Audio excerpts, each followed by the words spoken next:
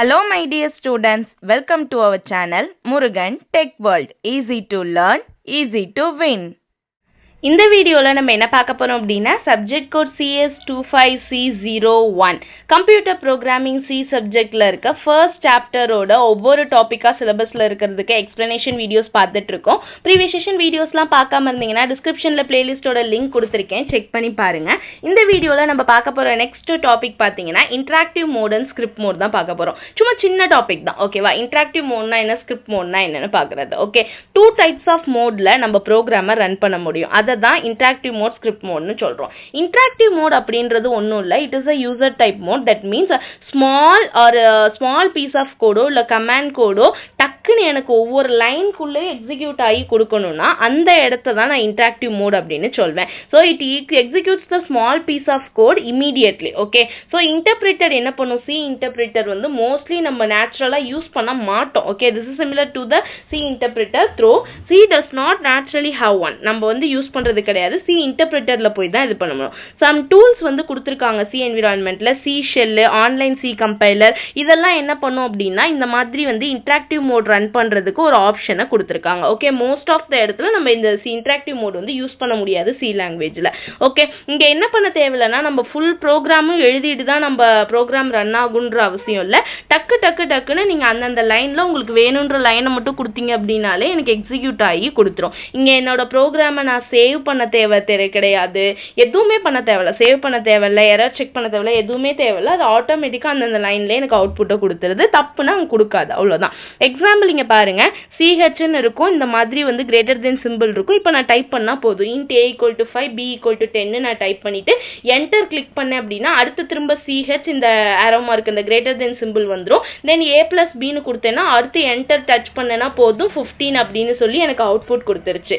இவ்வளவுதான் இன்டராக்டிவ் மோடோட வேலை. இதுல பெரிய பெரிய ப்ரோக்ராம் எல்லாம் ரன் பண்ண முடியுமான்னு கேட்டா கண்டிப்பா கிடையாது. ஒன்லி ஸ்மால் பீஸ் ஆஃப் கோடை மட்டும் தான் என்னால எக்ஸிக்யூட் பண்ணி காட்ட முடியும். ஓகேவா? இது interactive mode. Next one script mode. ஓகேவா? ஸ்கிரிப்ட் மோட் தான் நம்ம யூஸ் பண்ணக்கூடிய மோட், நம்ம ப்ரோக்ராம்ல சி ப்ரோக்ராம் ரைட் பண்றதுக்கு எக்ஸிக்யூட் பண்றதுக்கு. ஸ்கிரிப்ட் அப்படின்னா என்னது?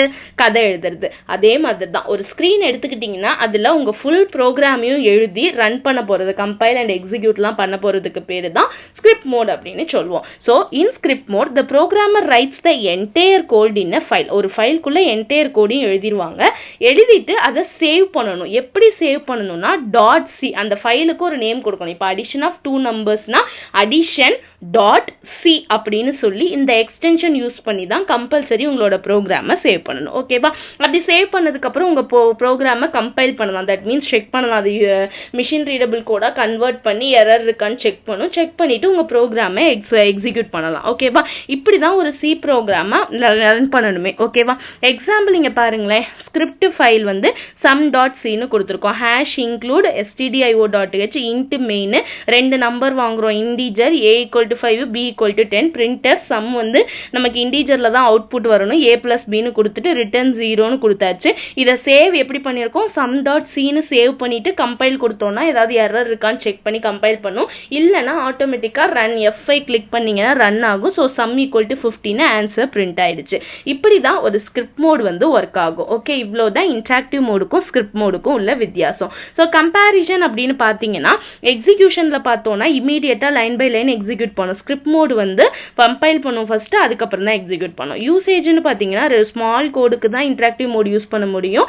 இங்கே வந்து ஒரு கம்ப்ளீட்டாக ஒரு ப்ரோக்ராமை ரைட் பண்ணிட்டு தான் கம்பைல் பண்ணி எக்ஸிக்யூட் பண்ண முடியும் ஸ்கிரிப்ட் மோடில். நெக்ஸ்ட் ஃபைல் நீடான்னு பார்த்தீங்கன்னா ஃபைல் தேவை கிடையாது. பட் இங்கே வந்து .cன்னு நம்ம ஒரு ஃபைல் ஓப்பன் பண்ணி அந்த ஃபைல் வந்து டைப் பண்ணிட்டு .cன்ற எக்ஸ்டென்ஷன்ல சேவ் பண்ணி தான் ரன் பண்ண முடியும். ஸ்பீட் அப்படின்னு பார்த்தீங்கன்னா இந்த இன்டராக்டிவ் மோட் வந்து ஸ்லோவாக தான் ரன் ஆகும், ஸ்கிரிப்ட் மோட் வந்து ஃபாஸ்ட்டாக கம்பைல் பண்ணி ரன் ஆகும். ஓகேவா? So this is the things about interactive mode and script mode. ரொம்ப ஈஸியான கொஸ்டின். நெக்ஸ்ட் வீடியோவில் நெக்ஸ்ட் டாபிக் பார்க்கலாம். இந்த வீடியோ பிடிச்சிருந்தா மறக்காம லைக் பண்ணுங்க, உங்க ஃப்ரெண்ட்ஸுக்கும் ஷேர் பண்ணுங்க. முருகன் டெக் வேர்ல்ட் சேனலை சப்ஸ்கிரைப் பண்ணிக்கோங்க, பக்கத்தில் இருக்க பெல் ஐக்கானையும் கிளிக் பண்ணிக்கோங்க. அப்பதான் நான் போடுற வீடியோஸ் உடனே நோட்டிஃபிகேஷனா உங்க மொபைலுக்கு வரும். This is Jayashree signing of.